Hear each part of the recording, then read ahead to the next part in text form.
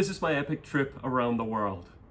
Hello awesome people, my name is Thor, I'm a Danish adventurer and I have not been home for more than 7 years in an attempt to become the first in history to reach every single country in the world in an unbroken journey completely without flying. That means I'm traveling by buses, trains, ships and boats of every kind you can imagine. I've been on 25 different container ships. I've been on hundreds and hundreds of buses. I go with shared taxis, on shared motorcycles. It's traffic in Nairobi. Public transportation seems to be cheap and available everywhere, so it's a great and affordable way to get around the world. Hello world, we are in Djibouti and I'm very happy to be here. There are roughly 200 countries.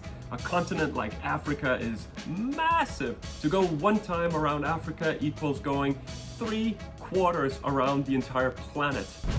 We're in Kenya now, and we're still doing Boda Bodas. It's country number 121. I have been on this journey for more than 7 years now, and the main reason why it's taking so long is because of the vast amount of logistics, complicated logistics, and bureaucracy which exists within this project.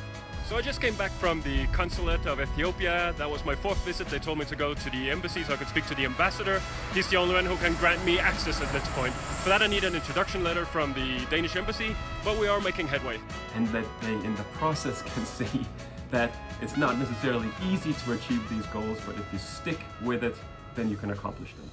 So there are 9 countries left within this project before I complete a journey to every single country in the world completely without flying. And those remaining 9 countries are going to take no less than 10 months. And the reason why it will take so long is because they're all island nations. Most of them are in the Pacific, and the Pacific is huge. There's vast distance between these island nations. Here you go, snow in the Middle East. I'm at 1,500 meters now, which is cold, especially without the beard. I'm in Hong Kong right now. I was only supposed to be here for 4 days before continuing to the next country, getting on board a ship and then sailing into the Pacific again. But then the pandemic hit and I got stuck here in Hong Kong, and I'm still stuck here right now.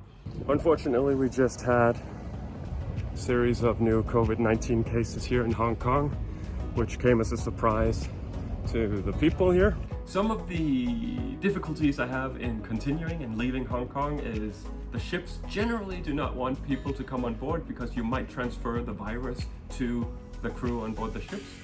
Several of the countries that we still need to go to have closed their borders. I am so tired of trying to find a way to keep this project going, leave Hong Kong and enter any of the remaining 9 countries. It's not easy to go to every country in the world. Less than 300 people in history have gone to every country in the world. What did you tell me? I want to go to heaven, but I don't want to die. I want to go to heaven, but I don't want to die. And then I hope that I can continue to share everything that everything I've learned and all these experiences that I've had across this world. But the main thing is that if you're dreaming about traveling and you really want to go out and do it, then do it. Don't look for excuses. Don't stop yourself. Make up your mind and go out and do it. Which country is on your bucket list? Let us know in the comments.